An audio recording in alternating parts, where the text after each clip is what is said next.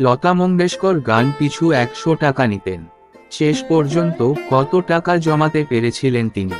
লতা মঙ্গেশকর হলেন সুর সম্রাজ্ঞী। তিনি সুরের জগতে অমর। 6 ফেব্রুয়ারি সকলকে কাঁদিয়ে তিনি পাড়ি দিয়েছিলেন পরলোকে। তার গান আজও দর্শকদের মনে সেরা সেরা থেকেও যাবে যুগের পর যুগ। তার কণ্ঠস্বরে সকলেই মুগ্ধ। যে কোনো বয়সের অভিনেত্রীর কণ্ঠে সুর দিতে পারতেন তিনি। তার কণ্ঠের কাছে বয়স ছিল একটা সংখ্যা মাত্র। তবে তিনি বিয়ে করেননি।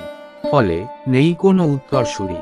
ফলে তার মৃত্যুর পরই অনেকের মনে প্রশ্ন জেগেছিল, লতা মঙ্গেশকরের রেখে যাওয়া সম্পত্তির বর্তমান মালিক কারা হবেন। যদিও লতা মঙ্গেশকর নিজেই সবটা ঠিক করে দিয়ে গিয়েছিলেন।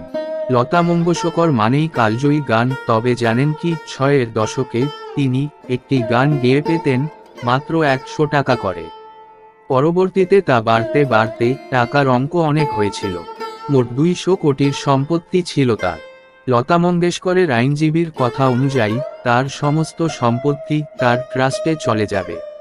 তার বাবার নামেই তিনি একটি ট্রাস্ট চালাতেন। সমস্ত সম্পত্তি সেখানেই চলে যাবে বলে প্রাথমিক সূত্রে খবর। আবার কখনো শোনা গিয়েছিল এই সম্পত্তি নাকি পেতে চলেছেন তার ভাই কিংবা বোনেদের মধ্যে কেউ। কিন্তু কে পাচ্ছেন, সময়ই সেই উত্তর দেবে। যদিও ট্রাস্টের টাকায় এখনই কারো কোনো অধিকার নেই। সেই টাকা সংরক্ষিত রয়েছে। পরবর্তীতে কি হবে তা নিয়ে এখনো কোনো মন্তব্য করেননি প্রয়াত গায়িকার আইনজীবী।